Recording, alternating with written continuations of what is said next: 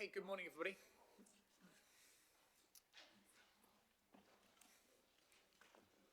Hope everyone's doing all right.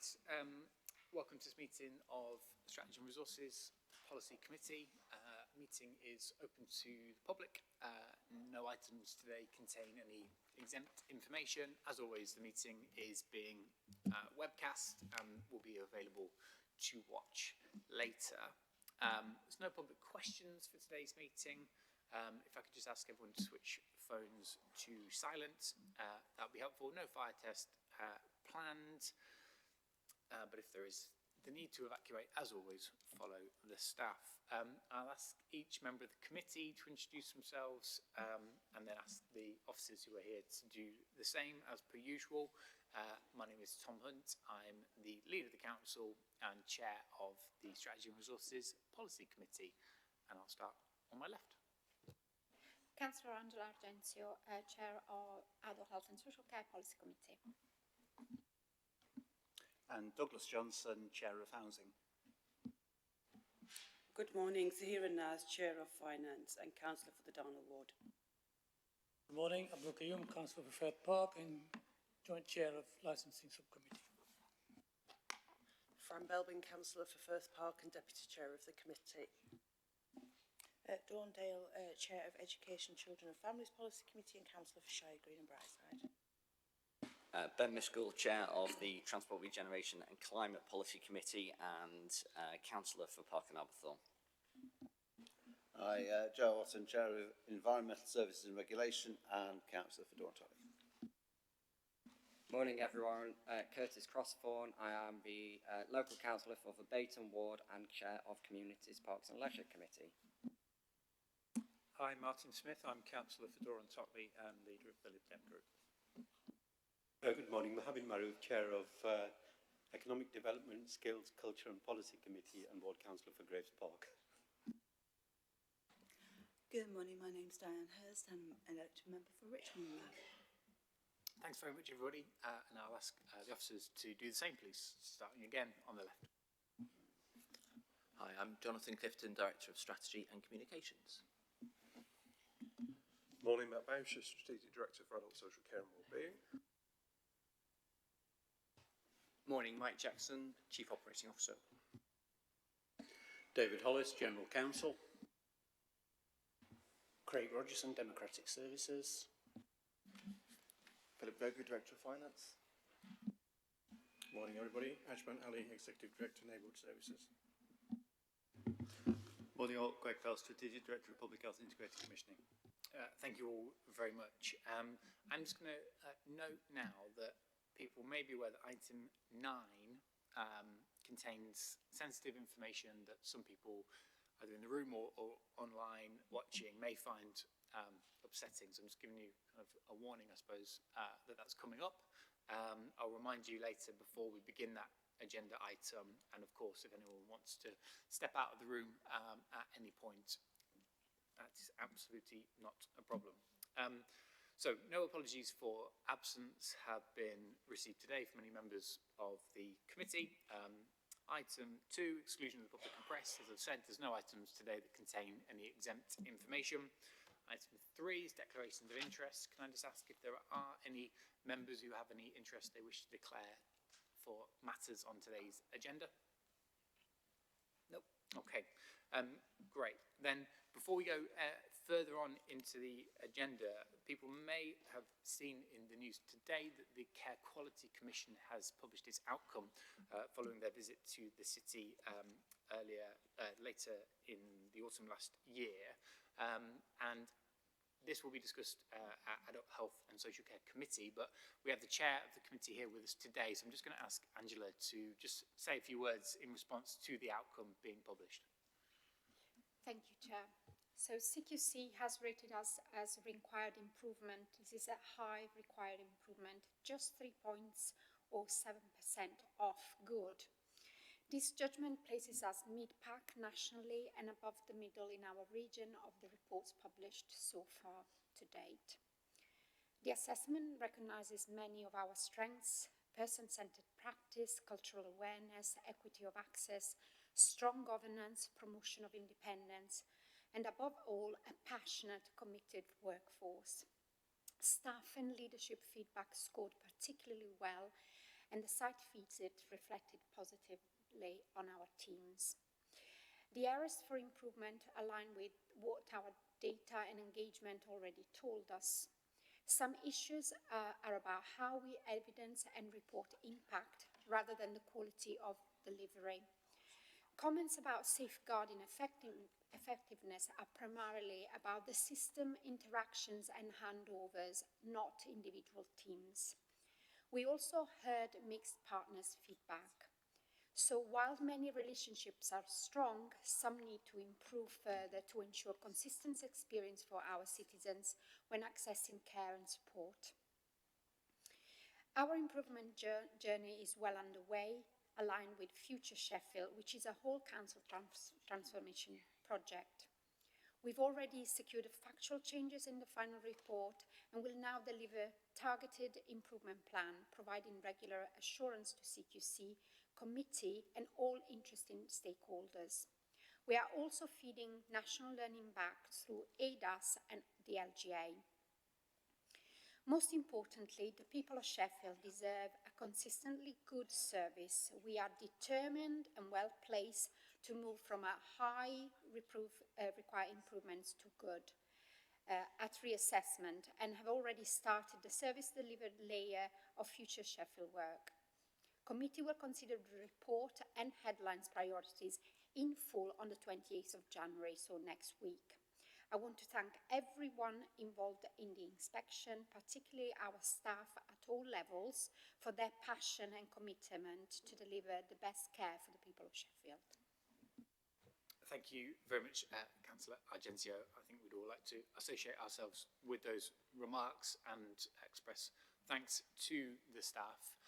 And as you've said, there will be an opportunity for full consideration of that at the committee next week. So we won't take questions at this point, but just to note that there will be a Future Sheffield item coming on our agenda next month. So we will touch matters relating to that improvement journey at this committee, as well as the Adults Social Care Committee. I also just wanted to take the opportunity to acknowledge that over the last week, 10 days, there has been some fantastic sporting news and achievements for the city of Sheffield that I think it's right that we draw attention to. We are a city of sport, and the last few weeks have absolutely demonstrated this. Congratulations to Dalton Smith, the new WBC Super Lightweight champion, who went to America, not a hard thing, not an easy thing to do, and came back as Sheffield's latest boxing world champion. Congratulations to him and his team, including at Steel City Gym in Darnall. He joins a long list of boxing champions from the city, including, but not limited to, Kell Brook, Johnny Nelson, Clinton Woods, and many more. Last week, we also had the fantastic news that Sheffield will be a host city for the Tour de France Femme in 2027, in July 2027, and the Grand Départ 2027 for both the men's and the women's Tour de France is set to be the largest free sporting event in British history.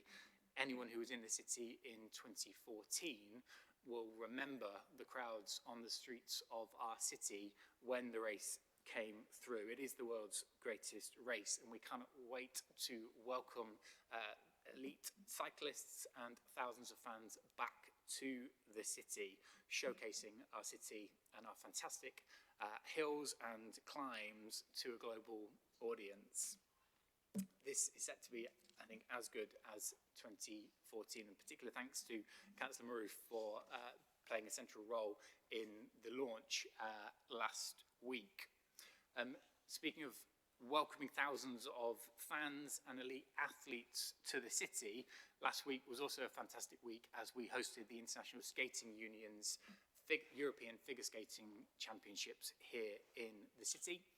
Elite figure skating was broadcast live from Sheffield Arena around the world to tens of millions of people in over 40 different countries. We had a royal visit from His Royal Highness Prince Edward, along with skating royalty, Sir Christopher Dean, joining us. And we also brought a lot of fun to the city centre with 10,000 people enjoying the free ice rink in the fan zone just over the other side of the building in the Peace Gardens. Major events like this are a massive boost to the city's economy, and in 2025 they boosted our economy by £52 million alone.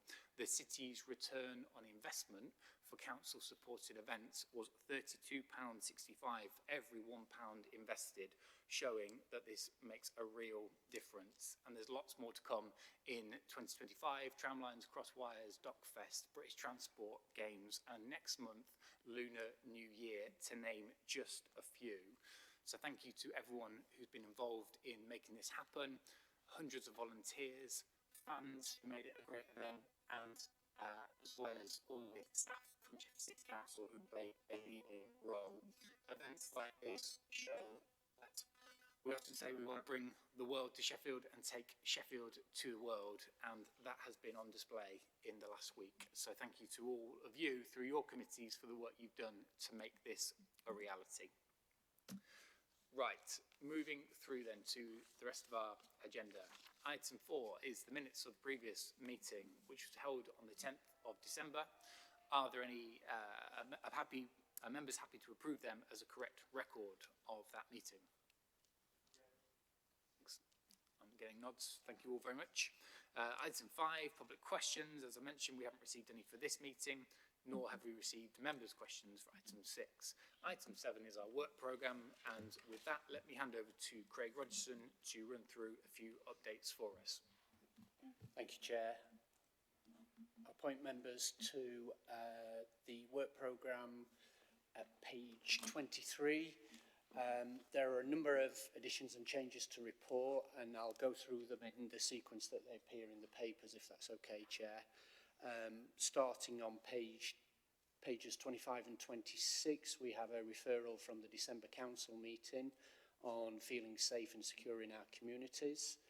There's a suggested response for the committee to approve there, including a proposal that an update comes to this committee in the summer, and subject to your agreement, I will add that to the work programme. I'll then move on to the changes since the last meeting. These are set out on page 28. You'll see that there's 4 new items and 1 rescheduled item listed there. And then subsequent to the agenda being published, the chair referred to it earlier, there's an extra item for February, an update on Future Sheffield, so subject to your approval, I will add that in as well. And then finally, on page 29, there are a couple of cross-cutting items there.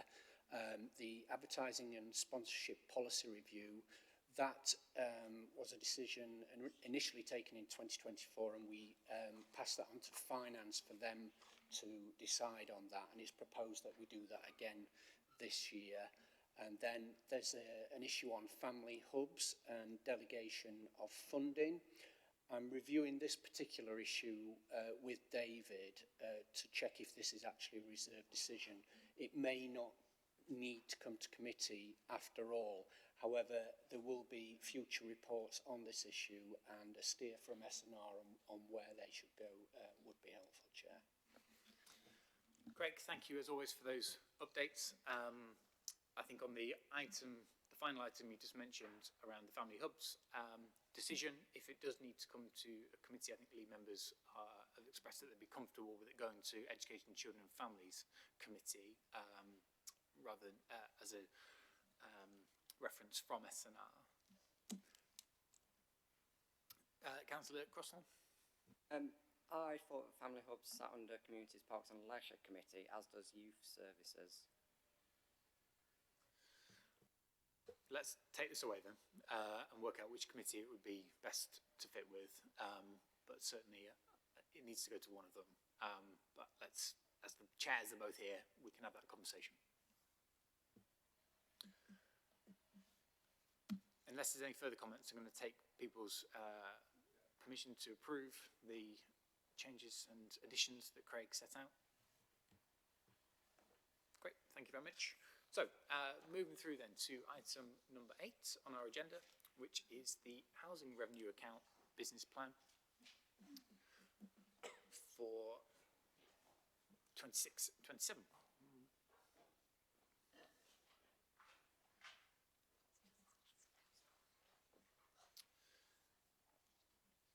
We are joined by colleagues to present the report. For the benefit of people in the room and those who may be watching online or on the recording, perhaps you could just introduce yourselves and then briefly introduce the report, please. Thank you. Thank you, Chair. Good morning, councillors. My name is James Clark. I'm the Director of Housing at the Council. Hi, my name is Paul Foster. I'm the Finance Business Partner for Housing. Thank you, Chair. So the purpose of this report is to secure the committee's support for recommendations to full council in relation to the housing revenue account. That's the ring-fenced account for the council's social landlord functions. The HRA encompasses over £200 million of annual revenue spend, and this year over £500 million of capital spending over 5 years, and directly impacts 38,000 residents for whom the council is their landlord. I'll start just by briefly setting out the context for this report, and then I'll walk you through some of the proposals. So the national context, and this is affecting all social landlords, is we are seeing increasing demands for our services, including repairs volumes, new regulations such as Alves Law and the regulation of social landlords, the continued cost of living crisis and the impact that's having on people's housing circumstances, and of course continued homelessness pressures, as well as an imperative that I think is shared across most councils to continue investing in things like housing growth, regeneration and tackling climate change.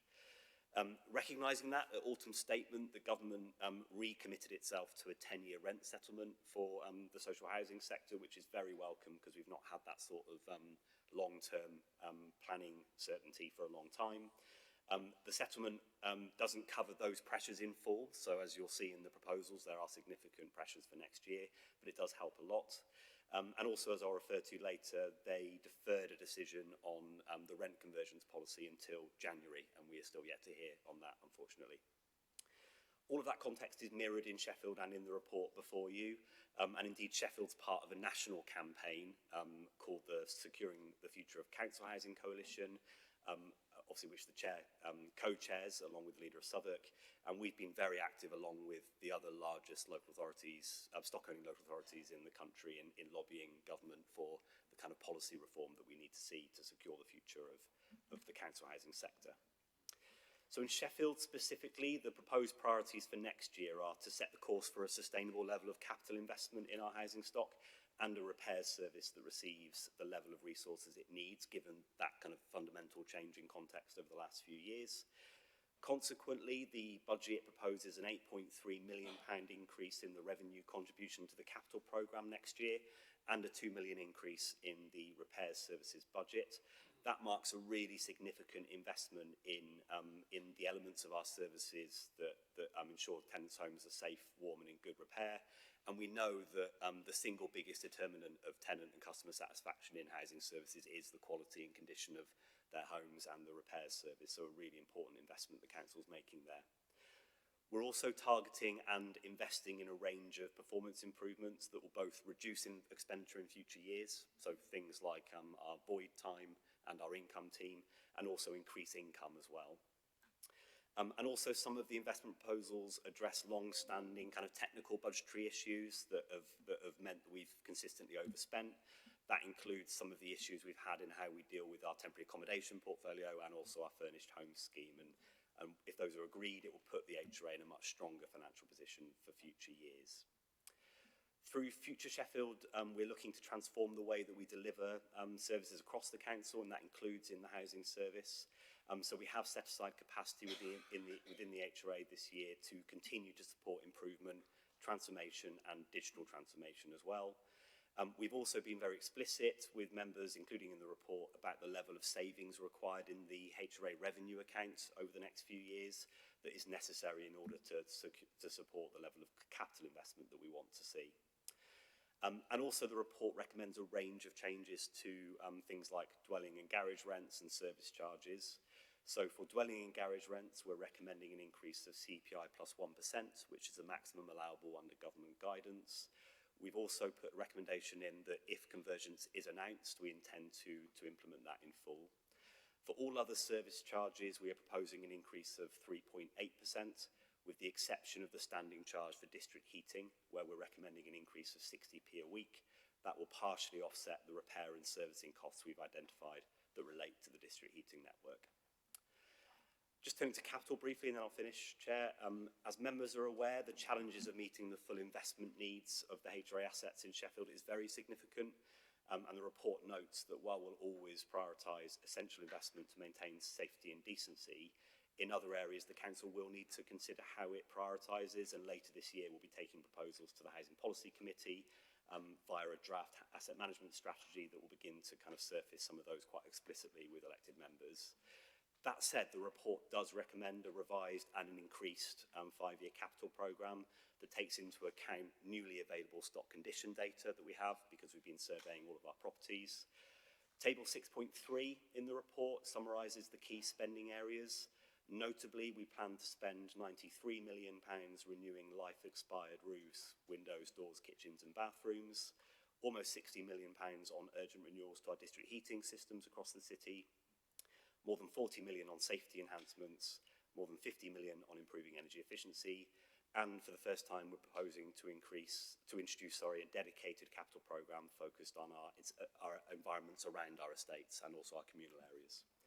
At the same time, we remain committed to commitments that have been made in previous years around the stock increase programme and also honouring commitments in full for regeneration at places like Edward Street and at Gleadless Valley. And just finally, Chair, I want to thank colleagues, particularly in finance, in Paul's team and Paul himself for all the work on these proposals. We've tried to change a lot this year, and that's created a lot of work within the finance team, so my thanks to colleagues for cooperating with me on that. And I'll stop there. Thank you, Chair. Thank you very much, James. So I'll open it up to comments in a moment. It's worth just reminding everybody, particularly those people who may be watching online, that today's decision is about referring the HRA budget through to full council, which people will be aware will come to us at full council on the 4th of February. So there is another stage in the process around the HRA business plan for this year. So I've seen two members who want to come in. I've got Councillor Johnson and then Councillor Belbin, and then I will take more in a second, but they were the first two I saw. Thank you, Chair. So just want to add a few words as Chair of the Housing Committee. So first of all, obviously can't beat the Director of Housing's report on a really concise summary of what's happened over the course of the year and where we are with preparing the HRA plan to present to Council on the first Wednesday of February. But I just want to reflect a bit and say thanks to James and to all the staff in Housing and Finance who've done work on this, and to members of the committee, so Fran, that's you. It's been very helpful to work through this, and just thinking about the work that the committee has been focused on in particular the repair service, on voids and investments over the last 2 or 3 years. And I think we have the sense that we're seeing real results in there. There's been improvements, and there's a much better focus now, I think, on that tenant-focused responsiveness, which is really important, and I think there's more confidence in the service there. And I think, for me, what shows is that the list of items that James just run through is about investments in the building fabric of our estate for the direct benefit of tenants, and it's about putting money in to save money over the long term. And that's really pleasing. And it's really pleasing to me that we're looking at a changed budget, where the main issues are pressures, and those are very significant, but we're not looking at cutting services back, as has been the case over far too many years. So you've seen the list there, it's on page 47, there's some big numbers in there. It just reflects the amount of money that we're putting into our housing stock. As I always say, a really important public service affecting so many people. We're one of the biggest local authority landlords in the country with 38,000 homes. And you know, the people who live in our homes deserve to have good, decent, safe, warm homes. And largely, you know, feel we are getting there. We constantly have an issue of responding to issues where we don't get that right. And that's why these investments are so important. But council housing is a type of housing that people want to live in. So my only concern. The big unknown we've got is the government decision on rent convergence, as the director's referred to, which is big unknown. And essentially, we hope that the government makes an announcement that will back up what our proposal is in the housing revenue account. If it doesn't, effectively that means a cut in the money that is available for investment, and that will have to be taken off the capital programme. So we're very much hoping that the government makes the right decision, and I think in that sense we're completely in line with other housing authorities, local authorities all around the country. So as we mentioned, it's important to be part of the Future of Council Housing campaign group. Don't need to say anything more. James has said all the important stuff. Ongoing discussion. Thank you. Thank you. Councillor Belbin. Thank you. Yes, I welcome this report as well, this business plan, and also echo a lot of Councillor Johnson's comments there. I think we shouldn't underestimate the significance of what we're doing with this business plan. I think for several years as councillors, we've been asking the question of, we're going over budget constantly on responsive repairs. Where is the investment to stop, to reverse that trend effectively? And that's what we are doing with this business plan. And I think the capital investment and I know that will be supported later in the year with a whole asset management strategy, and the work that is ongoing around this is so important and hugely valuable. And I think some of the transformation work we're already seeing results from. We've seen quite big reductions in the turnaround time on voids, for example. There is clearly still some way to go and some work to do. But I think by putting this focus in on the investment side, rather than continually firefighting and responsive and having to respond to issues, is really significant. I think, as you say, that clearly means, we've got to make sure we are using our revenue very, very wisely, and a lot of that is about how we are addressing, making improvements to our services that will also save us money. And I know we've got a busy agenda on the Housing Policy Committee over the next year or so, in order to make sure that we are making those efficiencies, but also making it a service that really works for our tenants and our customers. And there's an awful lot of work going into making sure we've got great customer service, but also looking at how we are tackling the big issues around things like the allocations policy, how we manage homelessness, and those challenges.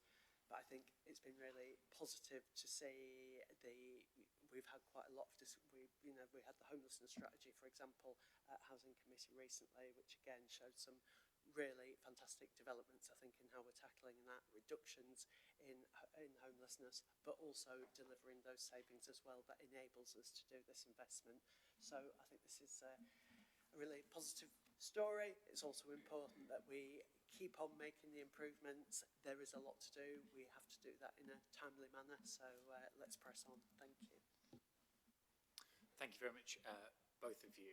I've seen 3 more members indicate, Councillor Miskell, Councillor Crossthorn, Councillor Otten, Councillor Smith. I'll take those 4 next, and then we'll come back to colleagues for any responses and reflections. Councillor Miskell, please. Thank you very much, Chair. I think this is a report that will be welcomed by lots of people across the city, but certainly residents in my ward. I'm just looking at those top 3 concerns that were raised by tenants. They're certainly ones that I pick up on the doorstep in Arbourthorne, in Norfolk Park, and Healy Green as well, things like damp and mould, about repairs, but also about kitchen and bathroom upgrades. And I'm really pleased to see that actually the report and the plan for investment tackles many of those issues. And we've heard, haven't we, from colleagues about how it will address things like kitchens and bathrooms and windows and doors, with 3,000 properties there being upgraded. I think for my committee, when we look at climate and the need for warm homes, actually the fact that we'll be replacing 1,200 boilers over the next 2 years will be certainly very much welcomed. Also about energy efficiency, which again will help cut bills for tenants in my ward. And finally, I think that particular point about highway resurfacing, you know, many people live on estates in our city that have roads that are perhaps not part of the wider highways contract that this council has, and therefore perhaps they've been neglected over the years. And I'm pleased to see, particularly on page 76, that resurfacing of those particular kind of roads within estates, and I guess we're talking probably about car parks and particular areas within that, will be done. I'd be particularly interested to hear a little bit more about how that consultation has informed this, because it looks like it's very much rooted in what people have said. Thank you very much. Councillor Crossthorn, please. Thank you, Chair, and thank you for the report. I think for the nearly 40,000 housing tenants in the city, they probably interact with the council more than lots of people in the city. So this is a really important report because it's kind of what the council does, isn't it? And what I find refreshing in this report and from our conversations at other meetings is that there is now an acceptance that housing repairs does need extra support. So it's really good that we're kind of facing reality and being honest with that and being adults about that. So that's I really welcome that, the £2 million uplift.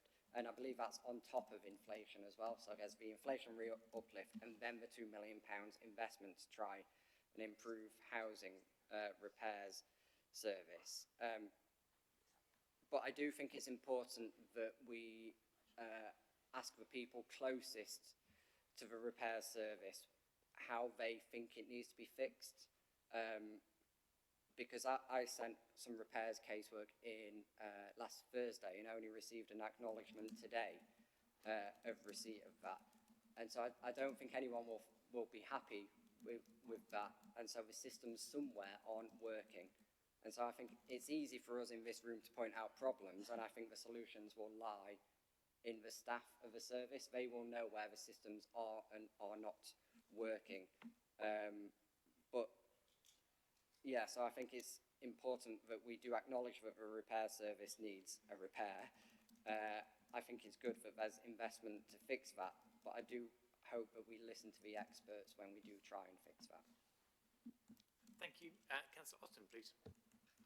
Thank you. So just to kind of zoom out for a moment, the challenge, the balance on a policy like this, a budget like this, is on the one hand, as I say, maintaining, repairing and preventive maintenance of the stock that we have, and then on the other hand, ambitions for stock increase. And I think it's fair to say that certainly members of our group have been highly critical of the service in the last decade or so, really, over inadequacies in the repair service, the state of the stock that people have had to live in, and that's that's been. I'm sure members around the chamber have had similar emails from their constituents. So I think there's some progress in terms of striking that balance. So my first challenge is, are we in the right place yet? If we're not investing enough in the stock that we have, in terms of preventive maintenance, in terms of getting the repair service right, then if we try to, instead of investing properly in that, we try to increase the stock, then we're kind of in a downward spiral, aren't we? And I think that's sometimes in the past been the position we're in. So the challenge is, are we there yet? Why on earth do we try to build more if we can't maintain what we've got? Well, a cynic would say, members of the council like to attach their names to a headline saying the council's going to build this many hundred new houses. I hope that's not what we're doing. I reckon actually I welcome there's some frankness in this report regarding some of the challenges around stock increase, the costs associated with it, and there's some recognition there of a little bit creative in some of the ways we go about realising our ambition for stock increase, because the ambition is good. The ambition is good. The problem becomes if it causes us to neglect the condition of the stock we have and the duty to spend the tenants' money on their homes the way as they are, in the way that they are paying for. So my first question is that challenge. I would also add, and it's not referenced in here that I've seen, we have of course got this change in the lettings policy, And it's, again, another thing worth reflecting on, the big picture. The original concept of council housing was it not, that it's a universal service, that you put your name on the list and you wait your turn and it's for everybody. And it's not really been largely like that for some time, but the lettings policy now is more or less a complete recognition that it's a kind of means-tested service. It's there on the basis of need. It's not really there for everybody. But we still talk about demand in the same way. Is that because the demand, it doesn't really, the change in the policy doesn't really affect the demand because it's still the needs-driven demand that we've got. I just thought it might be worth commenting on. Final point, thank you for your indulgence. There's specifically on the boiler replacement, as Councillor Miskell alluded to. I recognise, obviously, there are some boilers that are breaking down and absolutely need replacing. People are going without heat. One boiler goes down, lots of people lose heat. It's intolerable. Just a reflection. I mean, gas boilers are not meant to be the future, are they? There's a lot of work going on in this council and with the government and other agencies on heat networks, for example. Are we going to replace a boiler just to replace it with a heat network a couple of years later? Also, and heat networks, I guess, get backed up with gas boilers sometimes, and maybe that can be sort of massaged in. And also, do people really want communal heating? I mean, I get a lot of scepticism that really communal heating is the way to go. I guess we're kind of stuck with it in a lot of places, but you do get people opting out and putting their own boilers in at their own expense. Do the numbers work? Could you offer people their own boilers rather than saying you get a new communal boiler? I don't know. But it might be worth asking. So those are my questions. Thank you. Thanks, Joe. Quite a lot there. I suggest probably having a word with colleagues on the Lib Dem group to raise some of them at Housing Policy Committees, because we're not going to be able to get into the level of detail that you're looking for here today, I'm sure. But I'm sure you will join me and many colleagues around the table in welcoming the £8 million investment from revenue into capital that James outlined earlier on, which will exactly deal with some of the issues you're talking about in terms of investing in our stock, as well as welcoming the commitment to deliver around 1,000 additional council homes by 2029. I'm sure that there's cross-party support for that. Let me pause there because there's a couple of members who wanted to come in. James, I don't know whether you want to reflect on some of the points that we've had so far. Thank you, Chair. So, yeah, I'll just focus on a few of them that have been raised. Firstly, Councillor Miskell's question about how consultation has informed these proposals. So we run it in parallel, so it's sort of iterative with tenants, and as well as the information that's derived from the surveys, which I think is what you were referring to, Councillor Miskell, we also have an established network of panels with tenants who want to spend a bit more time with us to give us their views.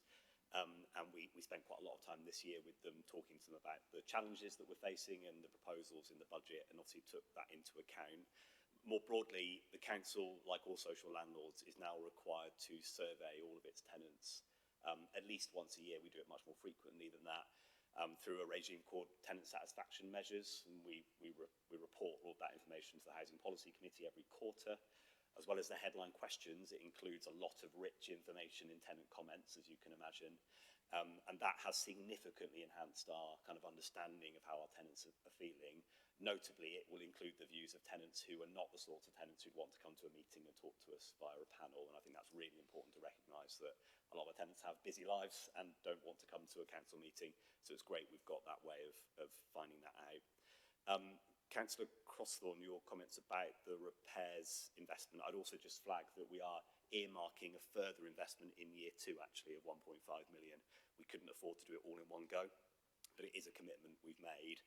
I guess the analogy I'd use is if you're trying to shift in the health service to a more preventative approach, you can't stop the acute work, and that's sort of the situation the council's in. So we are confident, because other landlords have done it, that if we invest more in our capital programme over a significant period of time, and if we do that in a smart way that addresses where we're seeing particular acute pressures in our repair service, that will improve the budgetary situation in the repair service.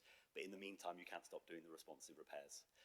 So essentially the budget is saying this year that we need to do both for a good period until we see that responsive demands reducing. And then finally, just Councillor Otten, lots in there, but just on the kind of headline question around the balance of investment priorities, that's exactly what the asset management strategy needs to kind of collectively agree across the council. Ultimately, it is a council decision rather than something I can comment on. I would just say, though, that they're not mutually exclusive, and I know you're not suggesting they are, but many of the kind of needs, housing needs in the city that we are morally or legally required to meet can often only be met through, for example, specialist new build properties or properties that you acquire on the open market. So even if there's a shift in balance, there will always need to continue to be a role for stock increase. The other thing I point to is the impact of right to buy. So even though right to buy numbers will come down, we will continue to lose hundreds of properties through right to buy. And if we don't replace a good number of those, the debt burden in the HRA becomes unsustainable because you haven't got an income stream. So I think it is an absolute legitimate challenge around investment priorities. But I think what I want to try and help the committee see, the Housing Policy Committee see, is there's quite a lot of financial complexity around the interaction between stock increase and maintaining your existing assets. Thank you very much. I've got Councillor Smith and Councillor Argenzio wanting to come in. Thank you, Chair. I'll be brief. As you said, we've been through this in housing and finance, and it's going to go to full council as well.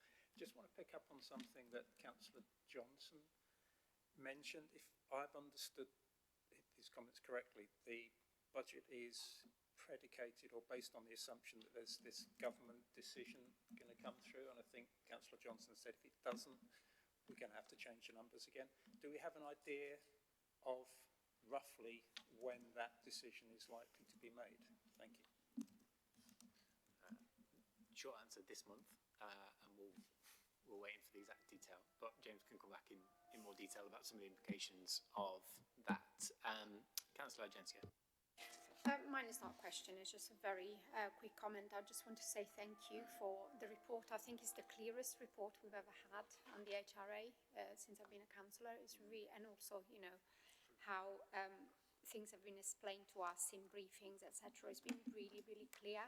And I just wanted to say that I really welcome the investment in our stock and in future stock, because investment is about future-proofing housing, council housing for future generations. So it's really, really important.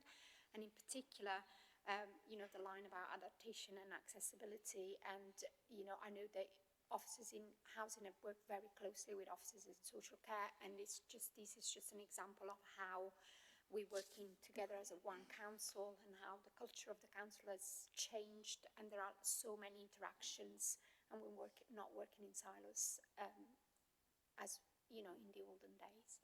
So thank you very much for everybody, for the work. Thank you very much, Councillor Argenzio. James, do you want to address the point around rent conversions and just shed a bit more light on that? Yes, so Chair's right. We don't know. They've committed to January, and obviously, as you can imagine, there's lots of conversations happening behind the scenes, but we don't have a sense yet of when an announcement will come, or indeed what it will say.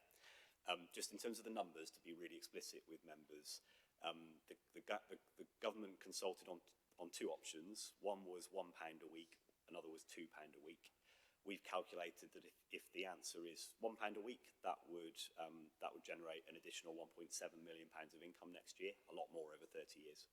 And if it's £2 per week, it would be 3.4 million next year. The report assumes 3.4 million, and if that is not announced, or if a lower number is announced, what we would do is essentially reduce the revenue contribution to capital next year. So it would be a straight swap. So instead of the 8-point-something million that we're putting into revenue contribution, it would reduce by however much we lose through the rent convergence announcement. Okay, well, thank you. I don't see any of the members who want to come in. As I referenced at the beginning, there will be further opportunity to discuss this when it comes to full council in a couple of weeks. But let me just add my thanks to James and the team for preparing what, as Councillor Argenzio has said, is a very clear, thoughtful setting out of the business plan for the next year and years ahead. And I think if anyone wants to sort of just get a sense of, you know, is this just a dry council report that, you know, isn't going to lead to real change, look at the table on page 47, look at the way in which we will be replacing roofs, ramps, stair lifts, floor lifts to support older and disabled council tenants to remain in their homes, replacing kitchens and bathrooms, fire safety upgrades, and many more, including installing solar panels on the roofs of 60 flat blocks. These will make a real difference to the lives of many of our tenants, and it is to be welcomed that the business plan sets out an investment programme of 552 million over 5 years, supported by the 10-year rent settlement that, as James mentioned, is a very welcome change from the government, alongside changes to right to buy. We are lobbying on further changes around the rent convergence announcement, but also clarity around what that will mean for a new decent home standard and minimum energy efficiency standards. And there are conversations taking place with government around that.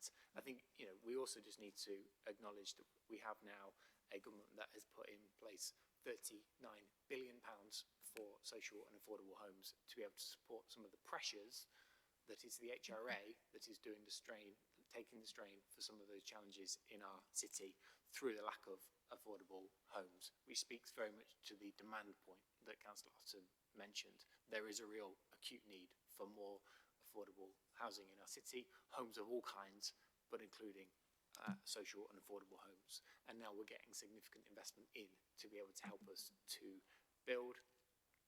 And we are doing what we can. And just this week at Finance Committee, there were decisions taken about working with registered providers to bring forward new homes in Darnall, 59 new homes at social rent in Albemarle Street, and many, many more sites where we're bringing forward affordable housing in the city. That will all help and complement the HRA business plan.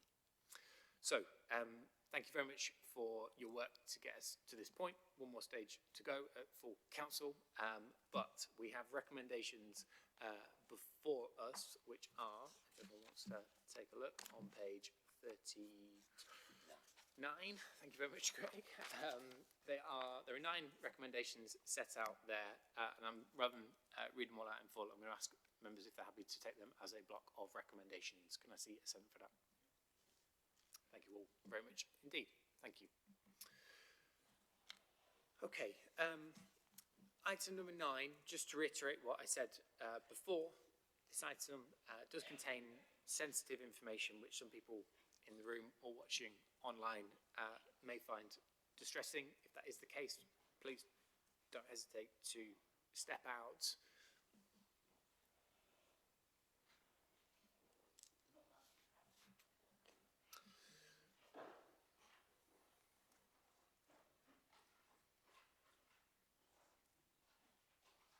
Okay, so in light of that, item number 9 is the adoption of the Sheffield Suicide Prevention Strategy for 2025 to 2030. And we're joined today by Eleanor Rutter and Anna Twelves from the Council's Public Health team and commissioning team, but also from Rob Pearson from Sheffield Friends of the Baton of Hope. For the benefit of people watching at home and in the room, perhaps you could just reintroduce yourselves, because I'm sure I've got your job titles missing from my list, and then we can hear from you to introduce the item, please. Thanks, Councillor Hunt. I'm Ellen Rutter, Assistant Director of Public Health. Within my remit is public mental health and suicide prevention. So I'm here initially to introduce Anna Twelves, Health Improvement Principal, who has a lead role for public mental health, which includes suicide prevention, and she's going to talk us through the report that I hope you've all seen. Thank you. I think Alan has done my introduction, but hi everybody, Anna Twelves, Health Improvement Principal. Hi, and I'm Rob Pearson from Sheffield Friends of Baton of Hope. I was here 40 years ago as one of your planning officers and 10 years ago as General Manager for Homes England, so it's good to be back. Welcome back. Okay, so the purpose of this agenda item is to ask the committee to adopt and endorse the refreshed Sheffield Suicide Prevention Strategy 2025 to 30. I'm going to give an overview of the strategy and I'll then hand over to Rob to speak, but 2 things to start. First of all, it's just to say I started working on suicide prevention in public health 3 months ago. So I would like to acknowledge that the work to refresh this strategy was undertaken by my colleague Jo Rutter, whose role I'm covering while she undertakes a PhD. In fact, Jo's PhD is looking into female suicide, which is an under-researched area. So I'd like to thank Jo not only for her work on the strategy, but for her leadership on this policy agenda and her continued commitment. The other point is just to say apologies, but there's an error on the front sheet of this report, which is page 125 of the online resource pack, in that the end of the final paragraph is missing. My fault entirely. For clarity, it should read, this final paragraph, the adoption, endorsement and implementation of this refreshed strategy will further embed suicide prevention as a shared responsibility and ensure there is continued coordinated action to prevent suicide in Sheffield. Okay, so to give an overview of the strategy, almost every week a resident of Sheffield dies by suicide. Some will lose a loved one to suicide whose home is elsewhere. This strategy is underpinned by the philosophy that suicide is preventable and that nobody should feel that taking their own life is their only option. Suicide can affect a wide range of people at different points in their lives, and the reasons that people take their own lives are complex. This strategy therefore seeks to benefit the whole population of Sheffield. However, it also recognises that there are some population groups who are more likely to die by suicide than others, and some of these groups are highlighted in the report. And they include, but certainly not limited to, middle-aged men, people experiencing socioeconomic disadvantage living in more deprived areas, and disabled people and people with long-term limiting health conditions, and there can be overlap between those two groups. So the strategy and its delivery plan were co-produced by the Sheffield Suicide Prevention Steering Group and a number of others. Members of this group include colleagues from across the council, South Yorkshire Police, the NHS, Education and Sheffield Samaritans. A number of those we are working with have personal experience of suicide loss. So the strategy has 8 priority areas, and these reflect the priorities of the National Suicide Prevention Strategy for England. And they include improving data and evidence, tailored targeted support for priority groups, and making suicide everybody's business. The strategy seeks to both maintain and build on progress achieved under our last suicide prevention strategy for the city. And I'm going to give a few examples of this work. So these include the establishment of a real-time surveillance system for suspected suicides in South Yorkshire in conjunction with South Yorkshire Police.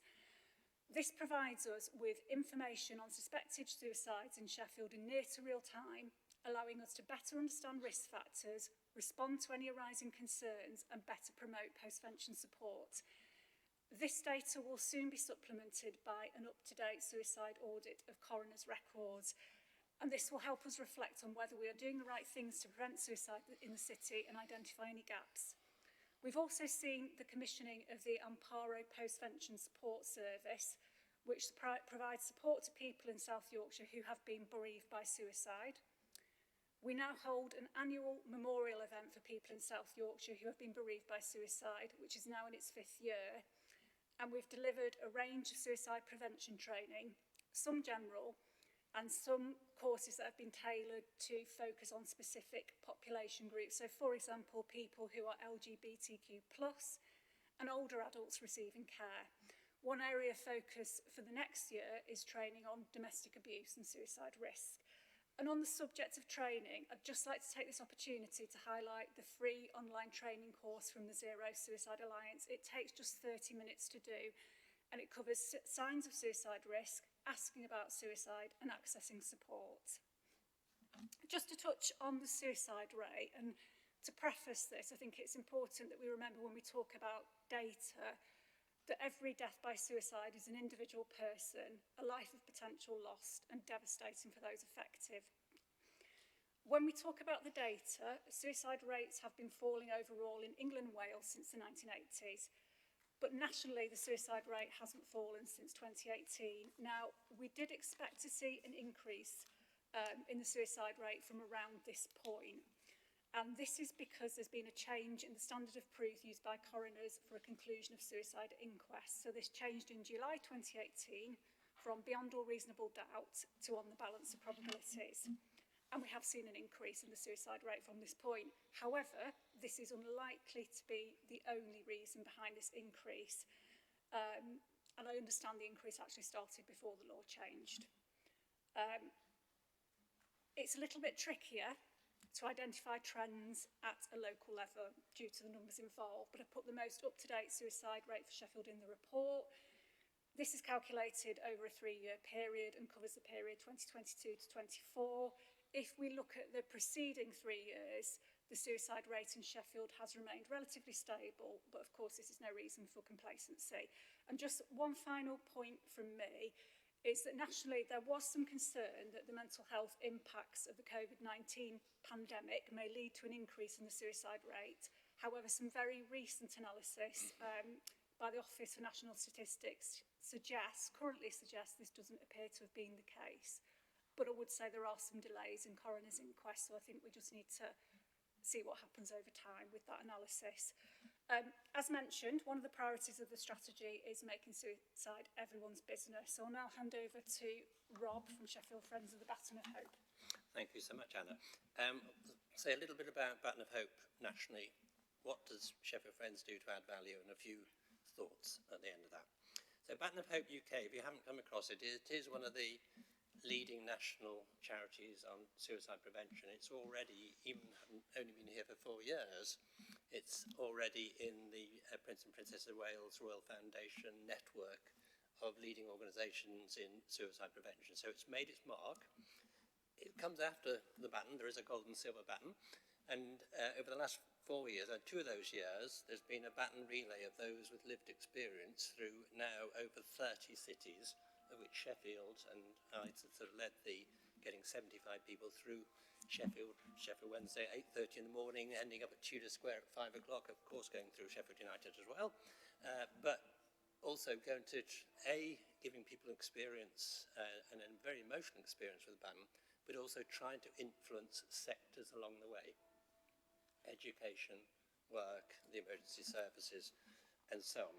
So there have been the baton relays, but in between that, also in Sheffield in 2024, there was a national conference on suicide prevention with a really, really important thing that we'll talk about a little bit more now, which is about the launch of the Workplace Pledge.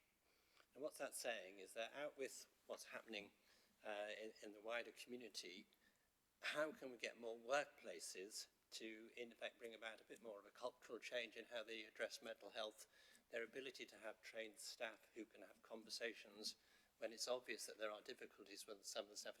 How do you help? How do you signpost as a result of that? They've created 3 standards, gold, silver and bronze. And basically what that means is different levels of commitment in terms of training, support and ongoing support. It's really important to say the network continues after the start. So already we've got national companies such as Royal Mail, Alstom, we've got Kent Sussex Police, the London Fire Service and North Links Council are signed up to that pledge. In locally, it's great. Say, Sheffield and Rotherham Integrated Care Board was the first NHS organisation to sign up to that pledge. More recently, we've got the Sheffield Partnership University NHS Foundation have also signed up, and even more recently, Sheffield United. So we're trying to get sort of good traction here. I think this city is ahead of many other cities now in how it's addressing that pledge commitment. And our tactic as Sheffield Friends is to say, how can we get traction in certain sectors, and can leaders in those sectors then influence others? If you're saying, if I can make it work in my company, why can't you do the same? So that's a sort of a thought going forward. So Sheffield Friends, so we came together for the 2023 relay, which is a great success. We then supported the national conference in the Octagon Centre, and last year, because we'd already had our city relay and it was going through 20 other cities, we had our own Walk of Hope in Weston Park. Again, it was a lesser version, but it included the baton relay, it included people with lived experience. But a really important thing, going back to one of Greg's points in the introduction about this is a lot of people's business trying to get it right in the city. All of our organised events so far, we brought together charities and other organisations have similar aims. I think it's a really, really important thing to carry on, that there's lots of people doing stuff, but we've got to know how do we overlap with each other and who's doing what going forward. So anyway, that sort of brought us together and given us the momentum. Who are we? You could describe it as sort of a motley bunch, but actually we do have chief execs and former Lord Lieutenants at one end. We've got suicide survivors and bereaved families at the other end. We're pretty good at organising events. We're pretty good at getting money to help us organise those events. And we'd like to see that's the sort of role going forward. So far, we've also had a role in bringing together a network, a mutually supportive network of those who've experienced suicide in its many different forms. And we're trying to keep that going through social media and other means. We will carry on this task of trying to engage other charities and organisations with similar aims. And it's interesting to say, you know, what drives us? And for me, it's a very simple thing. One statistic, and correct me if I'm wrong here, Anna and Greg, is that every year, 26 to 27% of those who take their lives are patients in the health system. What it means is everyone else is outside the health system. So if we don't have lots of organisations doing stuff and knowing how they relate to each other and overlap, then we've got a gap. And it is so complex. There are so many reasons why someone might get into difficulties. And it's how do you actually signpost people in the right direction to help them. So we think we've got a role there. The important interaction between us now and Baton of Hope UK is the companies I've mentioned so far are big.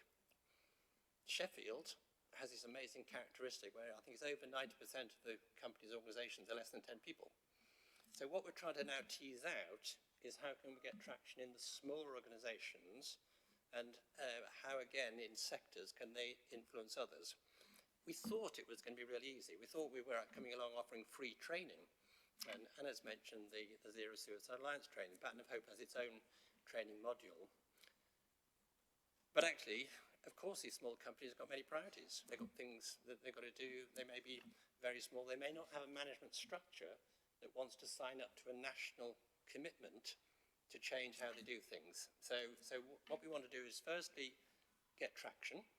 And we have a lot of companies now. We're talking of some of them are less than 6 employees. Some are sort of the medium size. We presented to the Cutlers Company. We presented to the Chamber of Commerce.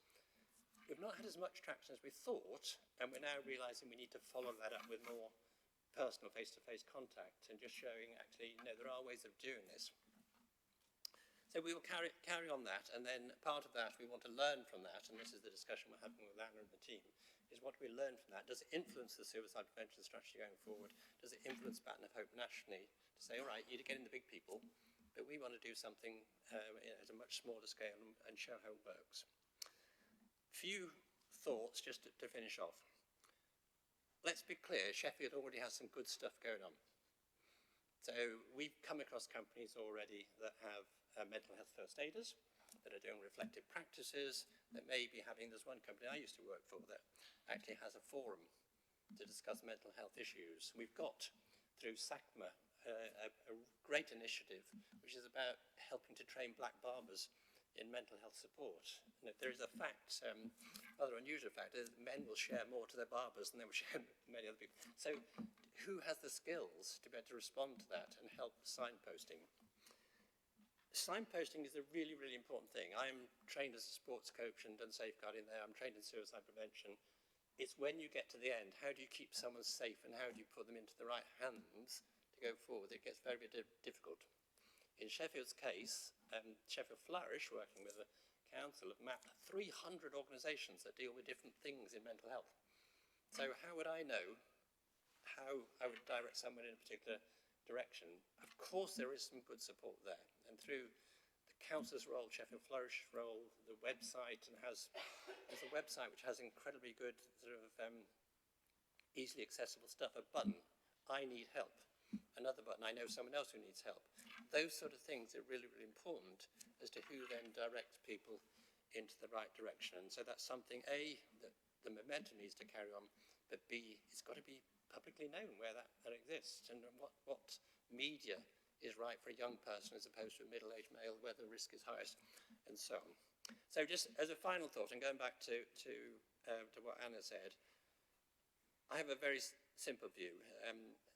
Having done the training, if everyone gave up one TV program, 40 minutes, to do free online training, and and you say, well, actually, that not only teaches you how to see something going on, to be able to talk about it, to keep someone safe and to signpost them, but it actually helps you in general mental health discussions in a workplace as opposed to just suicide prevention. So I just think, you know, why wouldn't we all spend 40 minutes of our time doing that, and then we're in a better place. So finally, I'll just say, I do believe genuinely that Sheffield is ahead of this game. We're doing stuff through working with the National Baton of Hope that other cities aren't doing, particularly in trying to learn from the smaller companies. We want to keep momentum going, and let's see what happens in the next 6 months, 12 months. Thank you. Thank you very much, Rob. Thank you for the work that you and your team are doing. I think some of us have seen evidence of that in the city, and really want to thank you for what you're doing. I would wonder if a point of action immediate is to follow up on your point about training and to make sure that all councillors are sent details of how to access that training. So perhaps afterwards, perhaps via Greg and the team, we can make sure that details of the strategy are shared with all councillors, and perhaps I'd encourage as well conversations to take place in our groups about reinforcing the importance of training like this. Okay, we've heard from Anna and from Rob. There's an opportunity now for people to come in and make any contributions. In the order that people have indicated, I've got Councillor Argenzio, do you want to come in? And then Councillor Smith. Thank you so much for the report, and thank you, Rob, for coming. It makes a massive difference to have someone that has a different kind of perspective rather than just having council officers who are brilliant, but it's good to have the lived experience in the room always. I just want to say a particular thank to Anna for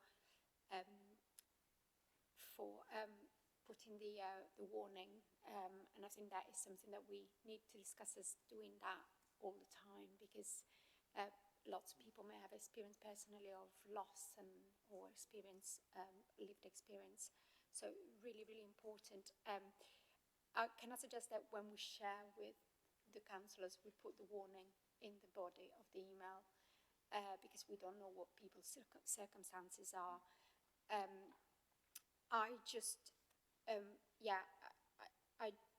I really like the idea of, how important, because prevention is what we want. We don't want to have the data about things that have already happened. It's about, for me, it's very much about prevention, and very interesting the data of the half of the people that we lose in Sheffield are basically not in a system where they're being supported, and that is really scary. And I wonder whether we can ask some questions of, why that is, because it must be about access to help, or, so that's why the training is so important, isn't it? I'm surely going to try to do it. So I wonder whether there are some questions to be asked in terms of the health scrutiny, maybe, or and why and which areas, as in terms of which demographics we are not have less access, because that, what is the equity of access there in terms of, is it certain communities, is it certain age groups, is it gender, is it sexual orientation? What are the groups that are least served by the services, and why is that? I think those are very important questions, but I really, really appreciate the report. Is very clear, and I'm glad that Rob has told us that we are a bit ahead of the game, but let's not be complacent ever. Thank you very much, Councillor Argenzio, for consistently making the point around the content warning. What members can't see from where you are, but I can see on the webcast, is that there is a banner currently on the webcast which says warning sensitive content. So it will not only be featured in the written report, but if people are watching it back, they will also see that sensitive content applied on screen. Right, I've got 4 members who've indicated, Councillor Smith, Councillor Belbin, Councillor Miskell, Councillor Naz. Can I just see if anyone else wants to come in? Then I propose to take those 4 and then come back to the team for reflections. Thank you. Thank you, Chair. So I've known 2 people who took their own lives. Totally inappropriate to say anything else about that, other than I've experienced firsthand a lot of the issues that you've spoken about. So, yeah, I don't know whether it's right to say it's brilliant, because, you know, it's really sad. I just want to say I absolutely fully support this, building on what Tom said. If there's anything we as a council can do to help you, then frankly we should do it. Thank you. Thank you. Councillor Belbin, please. Thank you. Yeah, I want to thank you for coming in. Rob, it's really interesting hearing your perspective on this. And again, there's some experience of this in my family, and I've attended your Baton of Hope events in Western Park last year and previously, and found them to be incredibly moving. If I'm understanding what you're saying correctly, some of the issues around this is not so much about there isn't the resource there. Actually, there's quite a lot of resource and there's quite a lot of understanding of what we need to do. A lot of this is about linking things up and getting the information and the training and so on in the right places. And I think it's really interesting hearing about how you've approached the businesses and now looking at small businesses and so on. And also the work you quoted there from Flourish and from SACMA and so on, who are clearly trying to get into some different kinds of communities. So I suppose my question is around how can we do that better? How do we take that forward? It's almost good to have a problem that isn't just about throwing more money at something. It really is about how do we spread the word more than that. I do know the government strategy on this that I know was announced in November, that also is about investing in community projects. So what more work do we need to do, and how can we help as a council to ensure that the right organisations and the right networks are getting this kind of information? Thank you. Thank you. Councillor Miskell, please.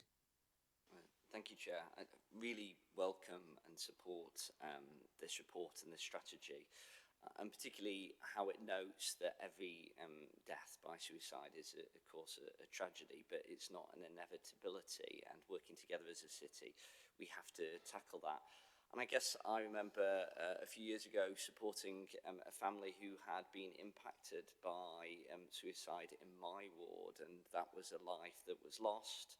It was a tragedy in itself, but it was also a huge wider impact for that family and that community. And I'm really pleased that it sets out this particular report, a particular tailored and targeted approach, and an approach that recognises the fact that there are particularly high-risk groups.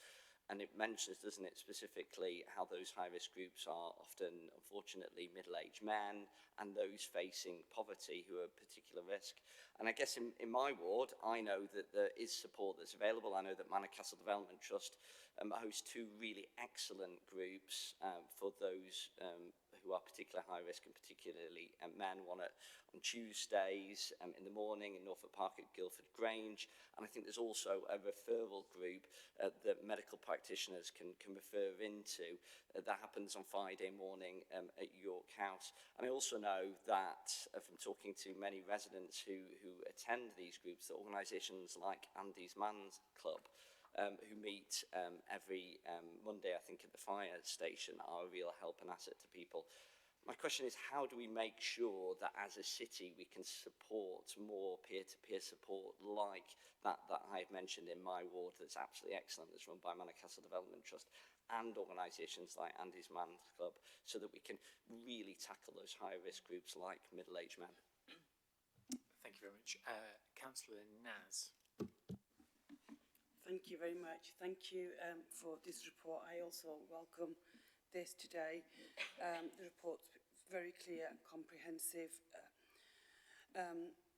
And thank you for the commitment shown for such important and sensitive area of work. I also have some experience in this area. So I think it's really important that, you know, we do have this strategy.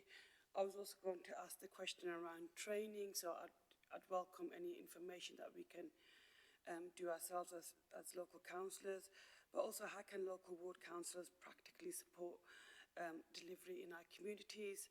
You know, I'd like to have that conversation, how we can support residents in our communities. I really like the idea of non-clinical settings like barbers and food banks and, you know, other areas where people can have these conversation, and training in those settings, I think, is really, really important.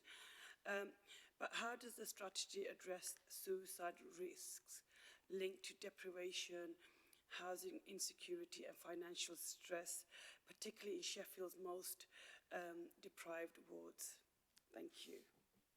Thank you. And then Councillor Crossthorn's indicated, and then I will come back to the team for responses.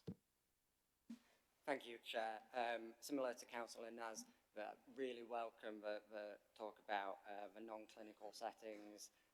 When you mentioned about the barbers, I turned to Councillor Smith, I was like, that's a really good idea. It's just one of those common sense things that just seems to make sense.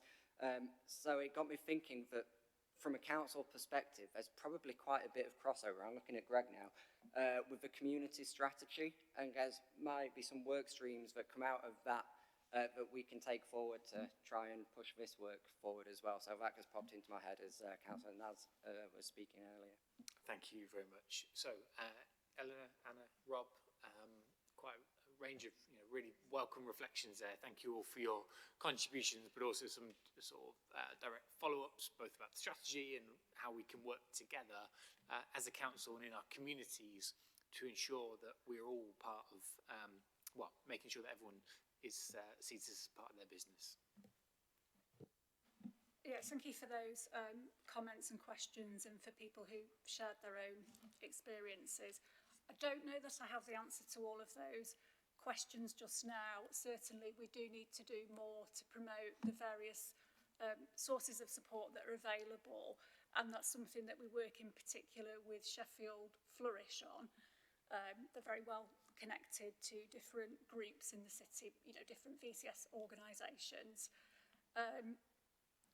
One of the things that's possibly not articulated as well as it could be in this strategy is we do make reference to the mental health and emotional wellbeing strategy, but in terms of the comment about other factors, other suicide risks such as deprivation and poverty, this is one strategy that works in tandem with a number of other different council strategies. So we've heard the communities strategy mentioned, but we've also got the poverty strategy. So there is that, I suppose, more lateral read across, and perhaps we could have articulated better. So it might be that it's not, the work isn't within the delivery plan of this particular strategy, but there's work that supports what we're doing that's within the delivery plan of another strategy.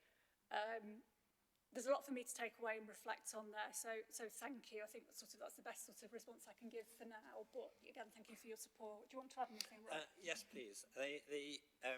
Just starting with the Andy Man's Club example, is that they did come along to our event in 2023, and they were in the Hillsborough Park, where we brought together some of the charities and other organisations that we think we should overlap with. I think it's a really interesting sort of world out there, because there's lots of organisations that have been set up for different reasons, looking at different sectors. And beyond the 300 in the booklet, there are others in Sheffield actually that aren't mapped, but they're all good. They're all in that sort of field of talking therapies. One of my favourites is, and I'm a running coach, is a group called Walk, Talk, Run. They meet every Wednesday, and it's generally younger people. It's a safe environment. You just, a gentle 5-kilometre run and a good chat. We need as many of those as we can, and the challenge, I think, for Greg and Anna and the team is to know, are there gaps? Do they all fit together well? And so the more we can bring them together to realise what each other does, and we've got the obvious ones like the Samaritans, and the other end, Walk, Talk, Run, how do we know how they fit together, and whether there's some gaps that the council or others should be trying to fill those gaps on? Do they need financial support or not? Has anyone got any financial support? The wider point is also about capturing best practice. And this is something we start to have a conversation with Flourish about, which is about, okay, they've got web-based facilities. How do we in Sheffield capture where someone's doing a good example? It may not be with the Baton of Hope training, it may be with Zero Suicide Alliance, but there's still good stuff going on about how people address mental health in organisations. So to say, how do we recognise that? Is there a kite mark that would say, yes, they're doing some good stuff, and you've learned from that, being able to see that online. In terms of some of the deprived communities, it's really important. We are, one of our groups that we're looking at. We're looking at sort of larger companies in the middle of that voluntary sector and charities, and then companies less than 6, barbers, hairdressers, and so on. Is the discussion with VAS and the voluntary sector, and how do they engage with communities, and how do we address their own training? That's a really, really important one. And so we have a Baton of Hope training module, there are other training modules. What happens if it has to be in a different language? How do we actually fund that and bring that about? So is there a particular thing about the Roma community we need to know in terms of how we address the information that comes forward? So this is all what we're going to learn as we go forward, and it may actually say, look, here are some gaps. Can we do anything about it? Can we divert that money to get some sort of language translation or what? But I think there's so many aspects of this, but we've got to distill from that a few things that we think we can bring about real change. Thank you very much indeed. I think it's always the case when a strategy comes to this committee that this is never the end of the conversation. And I think this conversation has shown that this is an important decision for us to take, to adopt and endorse the strategy, but that the work to then bring it to communities and to help those people who are requiring support in many different ways across the city continues. And we've all got a part to play in that. And I think that this conversation has really helped to bring that to life in a helpful way. So I think there's actions for all of us as, you know, ward councillors, members of our groups, committee chairs, residents of this city, to make sure that this document doesn't just, you know, sit on the proverbial shelf, but actually is now endorsed by many other partners. So thank you very much for joining us today. It's been really an important conversation for us to have here, and there will be more work to do together. So we've got recommendations before us on page 126, which are fairly straightforward. A, adopt and endorse the Sheffield Suicide Prevention Strategy 2025 to 2030, and then B, to note the content of the strategy and the report. I'm going to take from the conversation that people are happy to support those recommendations. I see lots of nods. Thank you all very much. Thank you for your work to get us to this point, and we'll look forward to continuing our work together. Thank you. Right, that is the end of our agenda items for today. Just leaves me to say thank you for your contributions to the meeting today, and our next meeting is on February the 23rd, which is a Monday. We don't normally have SNR on Monday, so please make sure it's in your diary, but that is on February 23rd. Thank you all very much.